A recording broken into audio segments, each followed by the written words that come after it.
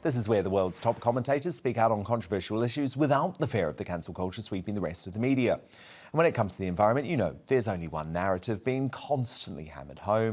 We're all doomed. We're all doomed. And by the way, it's the fault of fossil fuels.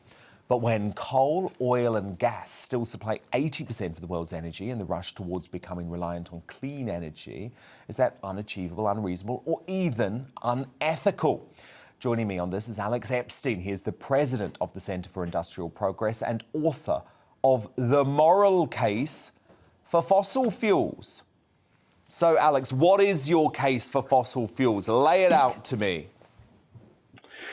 Yes, I think it's pretty simple. So if you care about human flourishing, by which I mean human beings living long, healthy, opportunity-filled lives, you have to acknowledge that fossil fuels have made the world an amazing place to live. And I think we should just stop there for a second, because most people who are claiming that fossil fuels are going to ruin the future do not acknowledge that fossil fuels make the present amazing. And so what that shows to me, my background is as a philosopher, is what's going on is not a scientific prediction about the future, but an anti-human evaluation about the present.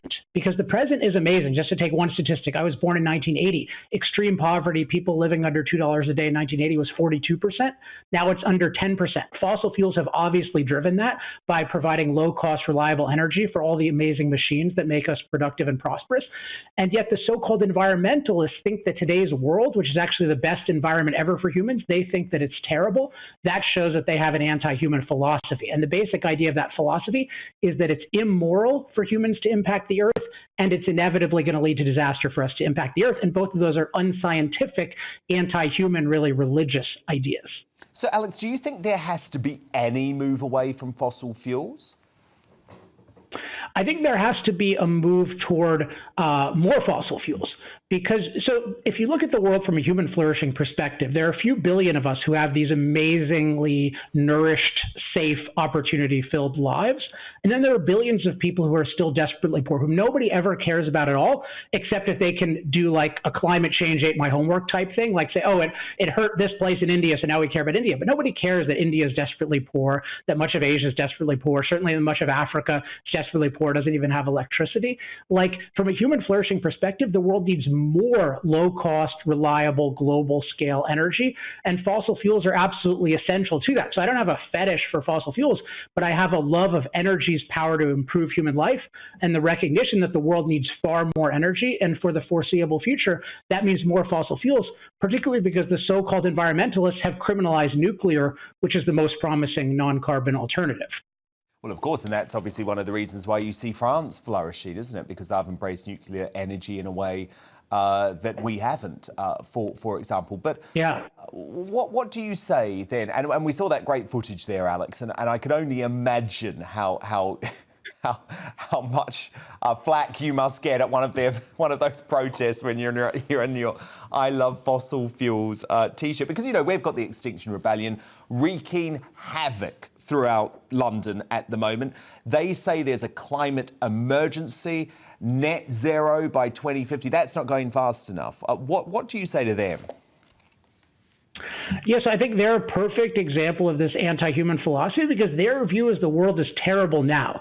If you acknowledge, hey, the world is amazing now and fossil fuels make it amazing, but I'm concerned about the future, then I'll listen to you. But if you think the world is terrible now, then you're looking at the world from an anti-human perspective, particularly from the perspective that human impact is evil. So I think you can only understand Extinction Rebellion by reference to this religion that human impact is evil, and you can really understand most of what's happening in the UK by reference to that religion. Unfortunately, the UK, like unfortunately the current US administration, is really committing this senseless kind of suicide. I mean, everyone should know, China is 84% fossil fuels.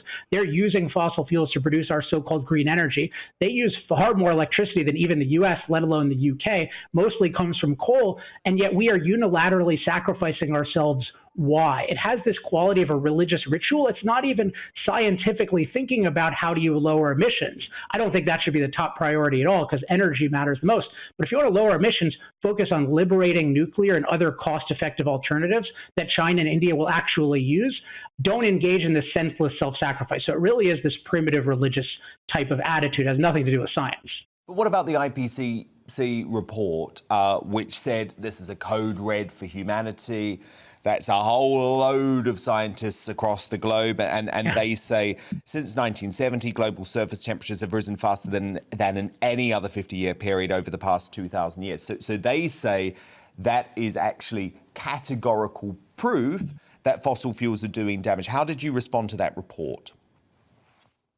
Yes, I think the report is really bad, and then the media reporting on it makes it much worse. So the problem with the report is it commits a cardinal sin.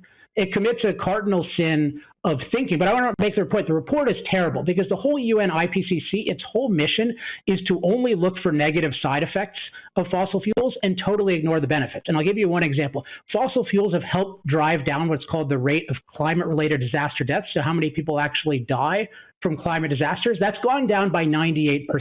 You would think that would be relevant in a climate report, and yet in thousands of pages, the UN never acknowledges that we're far safer from climate than ever. They talk about temperatures, but they don't talk about them from a human perspective. So this is just more evidence. They're obsessed with eliminating human impact, not advancing human flourishing. But the reports themselves don't say much about catastrophe. They don't use that kind of language much. But then the media picks it up, or the spokespeople like Guterres, the head of the UN, picks it up, and they say code red for humanity. Well, the report said nothing like that. So it's an incredibly biased report, distorted by an incredibly biased media. So when it comes to the negative consequences, is your argument, though, Alex, that the positive things that fossil fuels bring to our lives simply outweigh those negatives? Yeah, I mean, I think that's a huge understatement. And again, you have to start with acknowledging how much they've outweighed them in the present, including how much safer we are than climate. And that rules out 99% of so-called experts today. Most experts today don't recognize how much safer we are from climate. So they're totally unqualified to talk about the future. Now, if you can say, yes, the present is amazing, but I'm concerned because CO2 levels will rise. That's a legitimate category of concern. But if you look at the nature of that, and I talk about this a lot on my website, energytalkingpoints.com, and in the book Moral Case for Fossil Fuels, basically we can expect that there will be slow, mild warming, and we're not even sure if it's net good or net bad. I mean, first of all, CO2 leads to a lot of plant growth which people don't take seriously, but is a huge deal.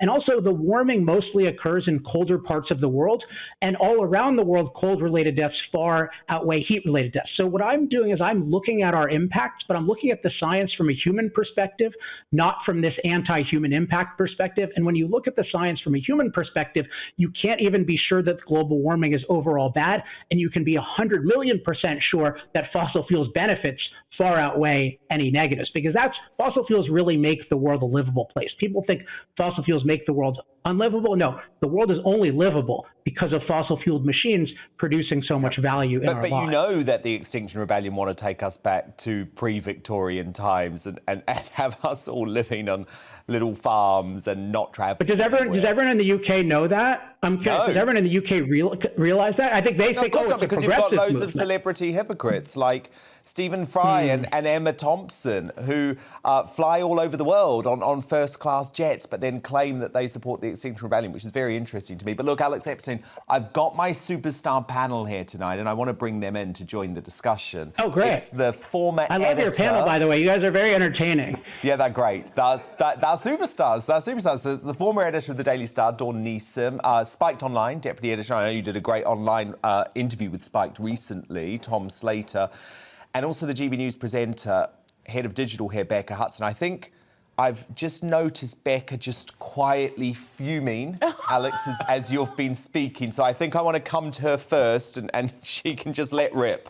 I'm very politely fuming, I must say. So the concept of climate mastery that you mentioned in your interview, the idea that we sort of almost live with the consequences of extreme climate change, flooding, extreme fires, water levels rising. How do we mitigate that in places like the Global South, where there just isn't the infrastructure to live with the extreme weather conditions that climate change results in, which is the direct result of burning fossil fuels? Yeah, so thank you so much for bringing up this idea of climate mastery, because I think it's really central to thinking about this. The short way of thinking of this is fossil fuels haven't taken a safe climate and made it dangerous. They've taken a naturally dangerous climate and made it unnaturally safe. And you can say, well, yeah, hasn't that only benefited the wealthy world? And if that was true, then let's make the whole world wealthy by liberating fossil fuels instead of by discriminating against Africa and Asia and telling them to use this crappy green energy, which we could talk about why that's inferior for them. But even if you look so far, like what's the impact of our fossil fueled lives on the poor world? We've made it dramatically, dramatically better. Like, look at medicine in the poor world because of our fossil fueled world. Even climate disasters like drought-related deaths globally are down 99.9% in the last century. Overall, climate-related disaster deaths are down, I mentioned 98%. So the benefits we get from fossil fuels far spill over everywhere in the world. So I believe in empowering the world more. But if you're concerned about people's vulnerability, they need more fossil fuels and, by the way, more freedom. So you're prepared to kind of shorten the shelf life of planet Earth, so we can kind of have a great party for another sort of 50 years, and then it all explodes. Well, so that's it. But we all had a great time. Is that the plan? No, definitely not. So it's so I mentioned this idea that human impact on Earth is inevitably self-destructive, and this comes from what I call the delicate nurturer dogma, which is the idea that the planet impacted.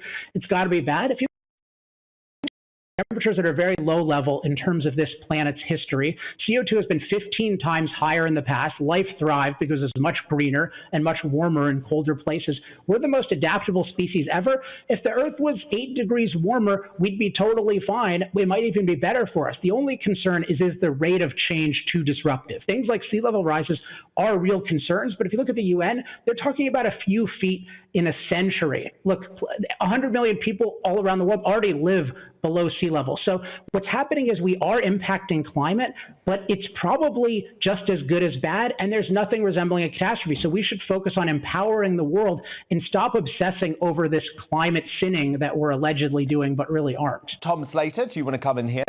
Yeah, I mean, I have a lot of sympathy with what Alex was saying, as you can imagine. But I'm just always struck, Alex, by the kind of class aspect to this, because it seems like, to me, like a lot of environmentalism these days, it's an apology for poverty. It's a movement for austerity, pretty explicitly. And you see that in the international world, basically saying, kicking out the ladder to Africa and other parts of Asia and saying, we industrialise, but you can't, which strikes me as incredibly cruel. And then even in the domestic setting in the UK, I mean, the government's own assessments reportedly know that net zero will fall disproportionately on poor and working class people, the people least able to shoulder the burden of this. I guess my question is, at what point does this start to filter through and you start seeing a real backlash to this? Because maybe with the exception of France and the Yellow Vest movement, we haven't really seen much of that in the West up until this point. Yeah, I totally agree. I mean, it's very needed, and I'm doing a lot of work to try to empower different people, particularly in Africa. I mean, empower them intellectually so they can speak up and fight. Because what you're mentioning in terms of these banks, I call them blackout banks because they're withdrawing financing from crucial fossil fuel projects, and they're just saying, oh, let's use solar, let's use wind. But look, nobody in the wealthy world is really relying on solar and wind. Solar and wind are really cost-adding parasites that depend on fossil fuels or nuclear or hydro. And so we just need to recognize that these people's lives are very important, and they need to know, hey, raising the cost of energy, anything you do to raise the cost of energy raises the cost of everything, and that hurts the poor the most. So if anyone who works with those groups or is in those groups is watching this, hey, go to energytalkingpoints.com, email me at alex@alexepstein.com, like, let's voice this, because the so-called progressive movement is really a regressive movement, and once it's clear that they are impoverishing the world, they will lose a lot of their stature. OK, Dawn Neeson, final word to you. Alex, I'd just like to ask you a personal question. We saw you very bravely walking along with your I Heart Fossil Fuels amongst protesters.